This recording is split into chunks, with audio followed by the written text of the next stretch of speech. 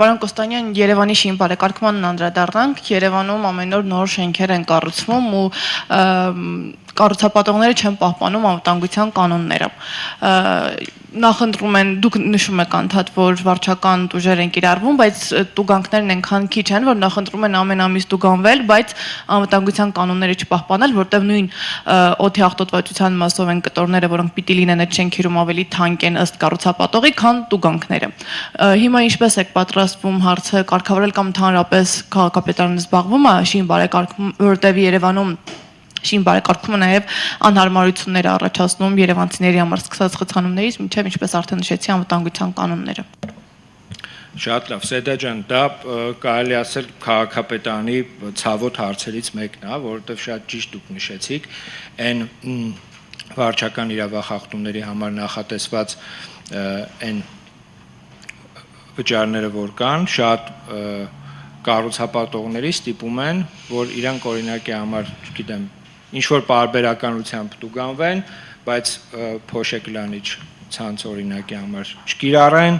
շինհրապարակը պատշաճ չկահավորեն, մեքենաները շինհրապարակից դուրս գալուց չլվանան եւ մի շարք այսպիսի խնդիրներ, որոնք արձանագրվում են մեր հասարակական կարգի ծառայության կողմից, քաղաքաշինության հողի վերահսկողության վարչության կողմից, ինչպես նաեւ վարչական շրջանների համապատասխան բաժինների կողմից։ Այդ մասով Երևանի քաղաքապետարանը ինչա նախաձեռնել։ Նախաձեռնել է հետեւյալը, որ Երևանի թիմ օրենքի փոփոխություն տեղի պետք է ունենա, որը որ արդեն բոլոր նախարարություններով անցել է, նախարարությունները իրենց դիրքորոշումներն են ներկայացրել եւ եթե չեմ սխալվում, արդեն գտնվում է կառավարությունում, որպեսզի կառավարությունը վերջնական իր դիրքորոշումը հայտնի եւ այնուհետեւ արդեն ազգային ժողովում այդ փոփոխությունները կիրառվեն։ Այդ նախագծերի մեջ շեշտակի աճելու են այդ տուգանքի չափերը, այսինքն պայմանական, չգիտեմ, այս պահին որևիցե շինհրապարակի խախտման դեպքում, որը որ պայմանական 150,000 դրամ է կազմում այդ արձանագրությունը, շուրջ 10-15 անգամ աճելու են, այսինքն մի դեպքում 1 միլիոն կարող է տուգանվել, մյուս դեպքում 1.5, 2 եւ այլն, այդպես շարունակ։ Դրա մեջ նաեւ գործիքակազմն է Երևանի քաղաքապետարանի կողմից, այսպես ասած, ավելի ամրանալու, 1-2 նման իրավախախտման դեպքում արդեն քաղաքապետարանը ամբողջությամբ լիազորություն է ունենալու կասեցնելու, դա ոչ միայն վերաբերվում է մասնավորապես շինհրապարակներին, այլ ցանկացած կառուցապատում կամ ցանկացած աշխատանք, որը կիրականացվի եւ Երևանի քաղաքապետարանի կողմից 1-2 անգամ տուգանվելուց հետո քաղաքապետարանը արդեն լծակ է ունենալու, որպեսզի ինչ որ X ժամանակով կասեցում իրականացնի թերությունները շտկելու, նոր աշխատանքները վերսկսելու համար, այդ ուղղությամբ արդեն մեր կողմից բոլոր առաջարկները ներկայացված են, մի շարք փոփոխություններ են այդ մասով սպասվում եւ առաջիկայում լիահույս ենք, երբ որ կընդունվի Երևանի մասին թիմ օրենքը, արդեն այն գործիքակազմը, որը որ մենք հիմա ունենք, բայց ոչ բավարար է եւ նաեւ տուգանքների չափն է նվազ, ինչը ստիպում է պարբերաբար այդ խախտումները իրականացնել, հուսով ենք այդ փոփոխություններից հետո արդեն իրավիճակը դեպի ավելի դրական միտում կունենա։ Ուզում եմ շարունակել բարձրահարկերի թեման մեկ այլ խնդրով, անզեն աչքով էլ տեսնում ենք, որ հաճախ բարձրահարկերը կառուցվում են նեղ փողոցների վրա, ինձ հետաքրքիր է ինչ ուսումնասիրություն է արվում, մինչ շին թույլտվություն տալը, ուսումնասիրվում է այդտեղ ինչքան բնակչություն կա եւ եթե այդ շենքը շահագործվի եւ մի քանի 100 ընտանիք այդտեղ ապրի, ինչ բարդություններ են առաջանալու։ Օրինակ Ռուբինյանց փողոցի վրա կառուցվում են մի քանի բարձրահարկեր, որտեղ մի անգամից մի քանի 100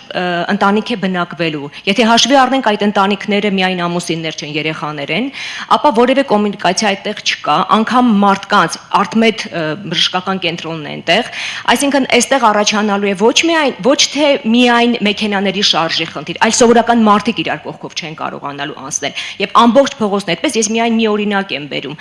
Ինչ մոնիտորինգ է անցկացվում, ինչ չափորոշների հիման վրա է տրվում, որովհետև մարդկանց կյանքը այդտեղ բարդանում է նաև, այդտեղ տրանսպորտ է աշխատում։ Ինչպես է տրվում շին թույլտվությունը, ինչ հաշվարկներ են արվում մինչ այդ։ Տեսեք, ես նախորդ մեր հանդիպման ժամանակ այդ մասին խոսել եմ, հիմա փորձեմ կարելի ասել գրեթե նույնն ասել, էլի, այն շինթույլտվությունները, որ տրվում է Երևանի քաղաքապետարանի կողմից, դրանք անցնում են մի շարք կառույցներով։ Այսինքն սկսած քաղաքաշինության կոմիտեից, այլ կառույցներից պետական իրանք անցնում են համալիր փորձաքննություն, այսինքն ես գուցեև համակարծիք եմ ձեզ հետ, որ օրինակի համար արդյոք արժի պայմանական որևիցե ձեր կողմից նշված նեղ փողոցի վրա նման բարձրակեր կառուցել, բայց տեսեք, մենք գալիս ենք ոնց ենք առաջնորդվում, էլի առհասարակ ցանկացած շինթույլտվություն, որը վերջնական որոշումը կայացվում է Երևանի քաղաքապետարանի կողմից։ Մեր կողմից չկա տրված որևիցե շինթույլտվություն, որը օրենքի սահմաններից դուրս լինի։ Այսինքն վերջնական, երբ որ շինթույլտվությունը տրամադրվում է Երևանի քաղաքապետարանի կողմից, դա նշանակում է, որ արդեն նշածս ենթակա տարբեր կառույցներ, քաղաքաշինություն կոմիտեից մինչև այլ կառույցներ, իրենք իրենց դրական եզրակացությունը որպես այդպեսին տվել են։ Գուցե այստեղ կա, չգիտեմ, օրենքում որոշակի փոփոխություններ անելու, որպեսզի ձեր կողմից բարձրացված նեղ փողոցներում կամ խիտ բնակեցված փողոցներում հերթական բարձրարկը չկառուցվի, բայց ես կարող եմ ասել, որ դա առհասարակ Երևանի քաղաքապետարանի տիրույթից դուրս է, որովհետև այդ քաղաքաշինական նորմերը Երևանի քաղաքապետարանը չի սահմանում, ինչպես նշեցի, հանրագումարում մենք այդ եզրակացությունները հաշվի առնելով վերջնական շինթույլտվությունն ենք ընդհանրապես տրամադրում։